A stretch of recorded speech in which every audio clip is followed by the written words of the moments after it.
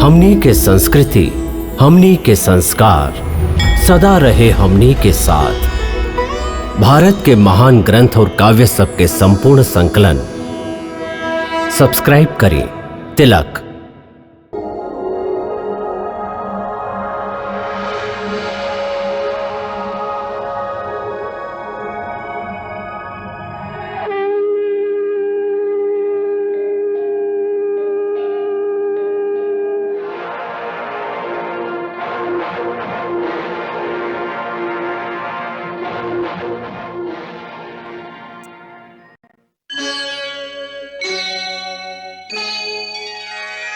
कृष्णा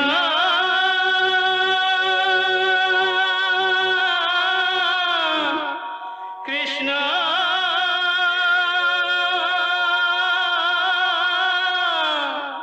हरे कृष्णा हरे हरे।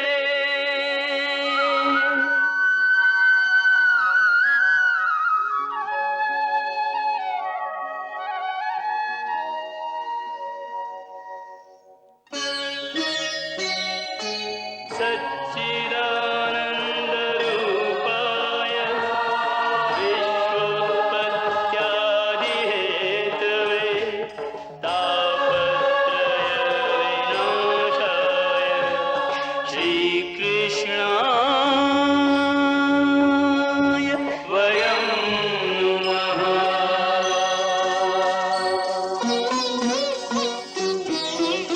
श्रीकृष्ण गोविंद हरे मुरारे, हे नाथ नारायण वासुदेव। हरे कृष्ण राधे राधे कृष्ण कृष्ण कृष्ण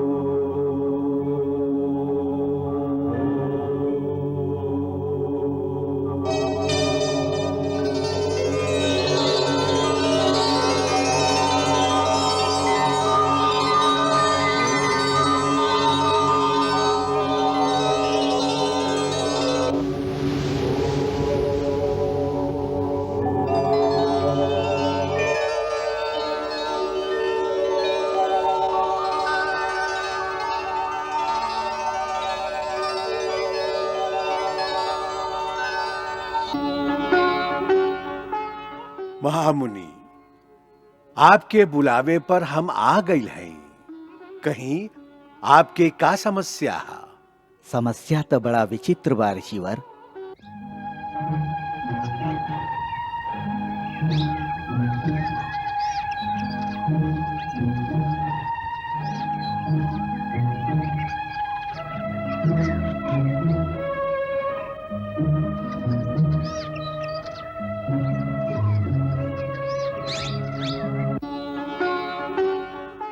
आपके प्रश्न के उत्तर पावे खातिर हम आध्यात्मिक लोक में बहुत दूर तक हो आए हैं।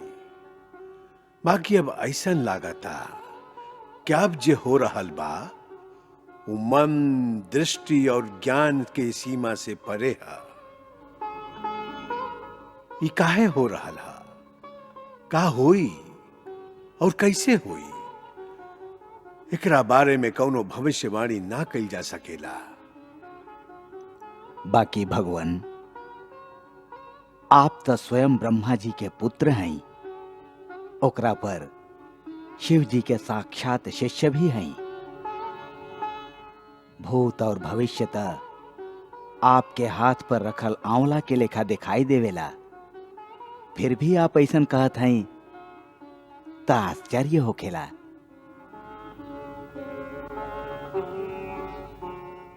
हे महामुने, भविष्य के घटना ओकरा कहल जाला जेकरा विधाता पहले से ही निर्धारित कर देवेलन। ओकर भविष्यवाणी तक कईल जा सकेला, बाकी अब जे होके जा रहल बा ऊ वहां के इच्छा पर निर्भर है, जे विधाता के भी विधाता है। वहां के इच्छा त विधाता भी ना जान सकेलन। वहां के इच्छा मात्र से सृष्टि बनेली, मिट जाली। ब्रह्मा आवेलन, चल जालन, और फिर नया ब्रह्मा आवेलन। वो अब का करी है, कैसे करी है, के बता सकेला। हाँ, देवलोक और दूसर सभे दिव्य लोकल में जहां जहां हम गईली, वहां वहां यह बात के चर्चा अवश्य है कि वराह कल्प के 28वां चतुर्युगी के द्वापर युग में भगवान श्री कृष्ण धरती पर स्वयं पधारी हैं। ऐसे अब ये बात निश्चित है कि अवतार लेवे के समय आ गई है, और विष्णु वंश के कुल गुरु होखे के नाते हम ये भी जान गए हैं कि देवकी के 7वां गर्भ के संकर्षण करके जिनका अब रोहिणी के गर्भ में स्थापित कैल गई है, वो तो स्वयं भगवान शेषनाग हैं। बाकी रहस्य के अब ही गुप्त ही रखल उचित होई। बाकी देवकी के कोख से जन्म काहे न मिलल? ऐसे कि रोहिणी पिछला जन्म में महर्षि कश्यप की दूसर पत्नी कद्रू रही, जे सभे नाग के जन्म दिहले रही और नागमाता कहलेली। उस जन्म में स्वयं वसुदेव जी ही महर्षि कश्यप रहन, और देवकी उनकर पहला पत्नी अदिति रही। तब अदिति के गर्भ से वामन भगवान के जन्म भइल, और कद्रू के गर्भ से नाग सृष्टि बनल। ऐसे भगवान शेषनाग माई रोहिणी के आपन माई होके के गौरव प्रदान करे आयल हैं।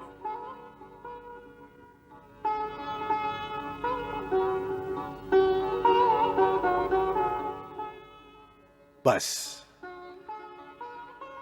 एकरा आगे कुछ दिखाई ना दे रहल बा। आगे खाली प्रकाश ही प्रकाश दिखाई देता, जैसे कि कोटि कोटि सूरज के प्रकाश होके, जेकरा देख के दिव्य दृष्टि भी चौंधिया जाला।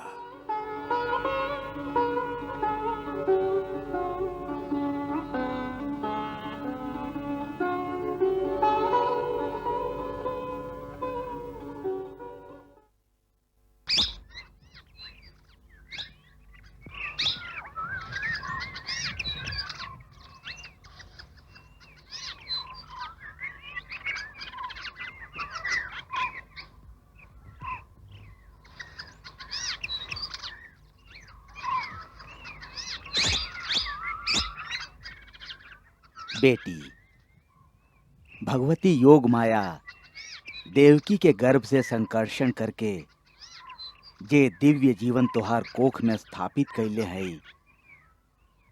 वो बालक साधारण जीव ना है। वो परम दिव्य और महातेजस्वी शक्ति है।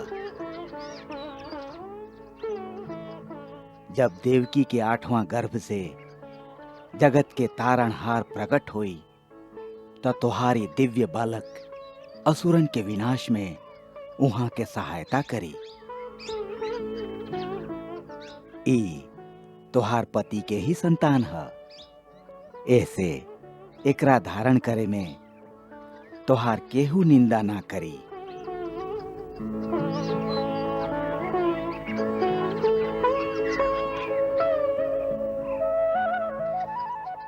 संसारी आवे वाला युग में एह महाशक्ति के माई होखे के नाते तोहार स्तुति करी है। बाकी आज के संसार का कहीं।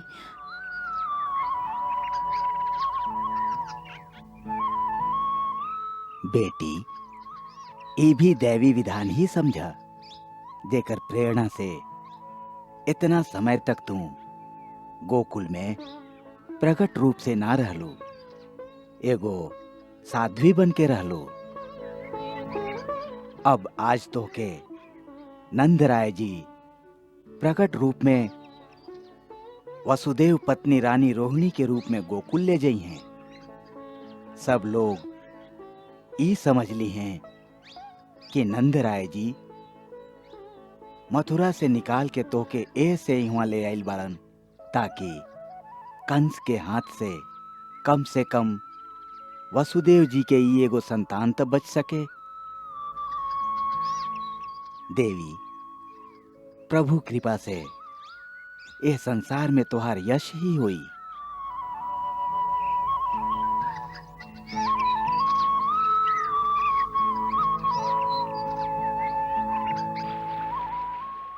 सुनले हैं देवकी के गर्भपात हो गई। हाँ, बेचारी इतना महीना गर्भधारण कैला पर भी अपनी संतान के मुंह भी ना देख सकली। बाकी कई साँच है? हाँ, साच ह। हमके राजमहल के सेवक ई सूचना दिले बा। ई तो बड़ा समस्या है। समस्या? समस्या कैसन काका? समस्या ई कि त 7वां गर्भ रहे। आकाशवाणी के अनुसार एकरा बाद 8वां गर्भ में तारणहार के अवतरित होखे के बात रहे। अब जब ई गर्भ ही पूरा ना भइल, फिर देवकी के अगला गर्भ के 7वां गिनल जाई या 8वां?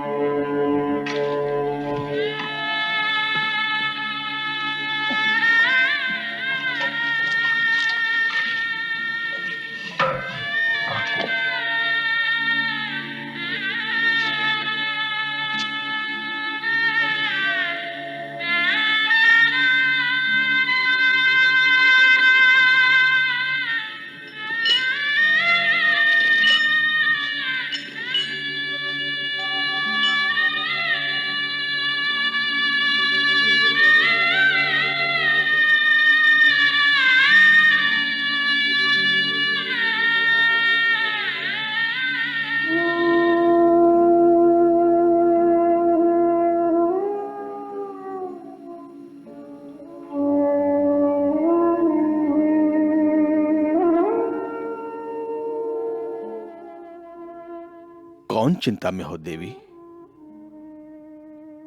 चिंता ना नाथ, हम तो ई सोच के प्रभु के धन्यवाद कर रहल हई कि कितना अच्छा भइल जे हमार गर्भपात हो गई। बालक होखत तो भैया के हाथ लगत और उ कितना क्रूरता से ओकरा पत्थर पर पटक के मार दिहतन।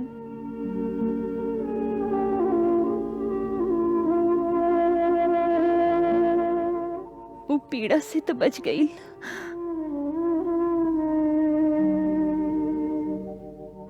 बेचारा आपन माई के कोख में चुपचाप मर गई। मर गई? ना, हमके विश्वास नहीं होत। ऐसन जीव जेकरा के गर्भ में आवे से चारों ओरी अलौकिक तेज फैल जाए, ऐसन जीव गर्भ में आवे और ऐसे ही मर जाए? ना, हमरा मन के इस स्वीकार नहीं खे। हाँ, कबो कबो हमरा मन में विचार आवेला कि शायद हमार पीड़ा से द्रवित होके प्रभु समय से पहले ही हमार 7वां संतान के अंत कर दिलन, ताकि वह तारणहार के आवे के समय और निकट आ जाए। हम ई गूढ़ बात के ना समझ सकेला। हम तो खाली इहे जानीला कि एगो माई के हृदय के पीड़ा के अब प्रभु भी सह न सकेलन। ऐसे वहां हमरा पे दया करके एगो ऐसे लीला कैले है जैसे हमके आपन आँख के सामने आपन एगो और संतान की हत्या होकर ना देखे के पड़ी।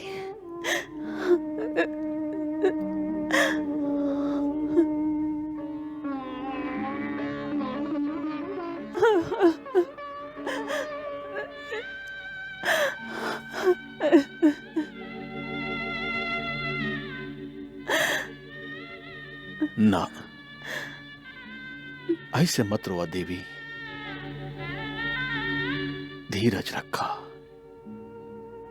सब ठीक हो जाए। तारणहार जरूर आई है। भाभी, भाभी सब साच है, सब साच है। का साच है नंदराय जी? उहे जे देवी माई और गुरुदेव कहले रही, ई बात के एगो और प्रमाण भी मिल गई हा। प्रमाण? का नंदराय जी? अब ये मथुरा से कलवा आइल हा। हम ओकरा नगर के समाचार जाने खातिर भेजले रही। वो आके बतौलस कि अभी कुछ दिन पहले कारागार में रात के समय देवकी के गर्भपात हो गई रहे। ई उहे रात रहे, उहे रात जे रात में देवी माई यशोदा के साक्षात दर्शन दिले रही। अब तो आपके विश्वास हो गई कि वो सब साच रहल। अब तो आप प्रसन्न हो जाए।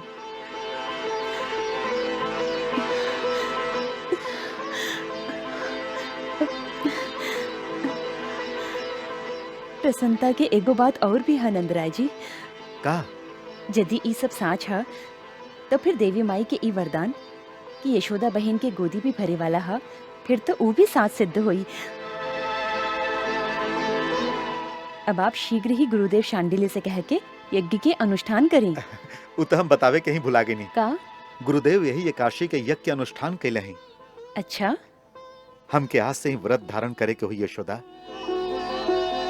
ॐ गौरीमिमाय सलिलानि कक्षति एकपदी द्विपदी सा चतुष्पदी अष्टापदी नवपदी सा बभूवुषी सहस्राक्षरा परमेव व्योमन् स्वाहा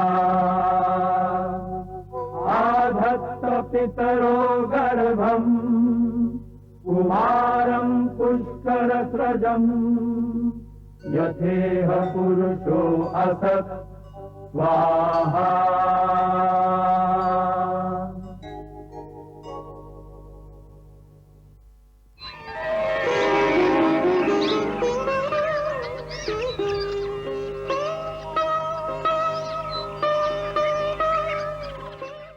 यज्ञ देव आपके मनोकामना सफल करें।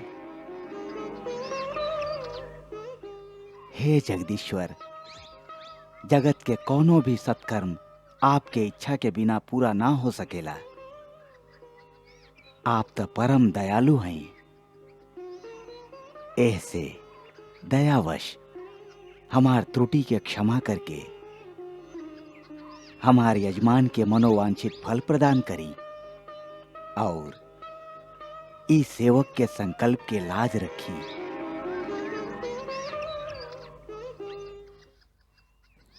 प्रतापा, देवकी फिर गर्भवती बाड़ी। फिर तो अब तारणहार के आवे के बारी बा। हाँ, अब तो सब कर दुख मिट जाई। अब तो तारणहार आवे वाला है। जानत हवा तारनहार आवे वाला हमें। अच्छा, चुप रहा। कंस के एगो सैनिक आ रहल बा। काका भाई, अब हम कोनो सैनिक से ना डराई, हमार तारनहार आवे वाला हमें। का महाराज कंस के सैनिकन से भी ना डरावेला?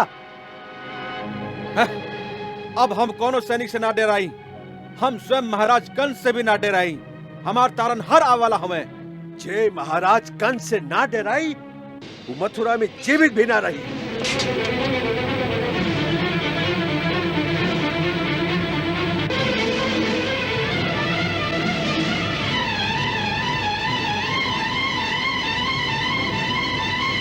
अब हम जीवित रही या ना रही तू एकर चिंता मत करा। अब तोहार महाराज कंस जीवित रही या ना तू एकर चिंता करा। हमार तारनहार देवकी के घर में आ चुकल है।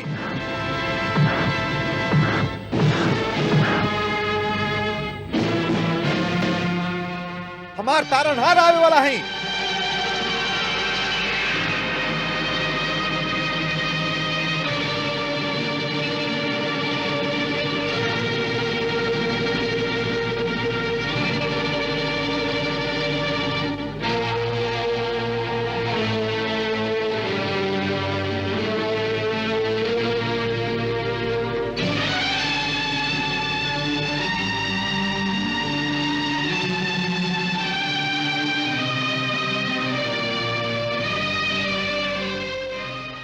तारनहार तारनहार तारनहार।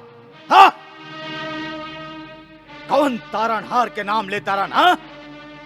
सेनापति, हमार सैनिकन के अपमान करे के मोल मथुरा वासियन के चुकावे के पड़ी। ये तारनहार के नाम लेवे ओकर जीभ खींचला। ये विष्णु के पूजा करत दिखाई देवे ओकर माथा काट दा। वो लोगन के पाठ अच्छा तरह से पढ़ा दिया कि मथुरा में एक ही भगवान बा और वो बा कंस। कंस और खाली कंस।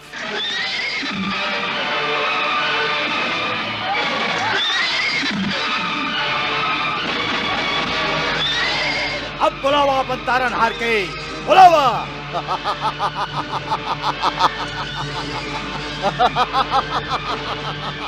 मारा और मारा।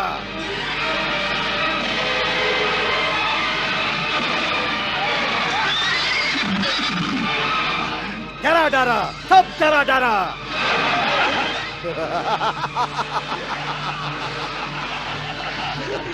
विष्णु के पूजा करेलन, हाँ? तारनहार के नाम लेवेलन। डरा डरा सबके, डरा डरा। बुलावा बुलावा अपन तारनहार के, बुलावा। हरे कृष्णा कृष्ण कृष्णा हरे हरे। श्री कृष्ण चरितम गुणानुवादम तत्प्रेरणा अहं करोमि। मम भावगीतं हृदयस्य प्रीतं त्वत्पद्मपादे समर्पयामि। हरे राम राम राम हरे हरे। हरे कृष्ण कृष्ण कृष्ण हरे हरे। कृष्ण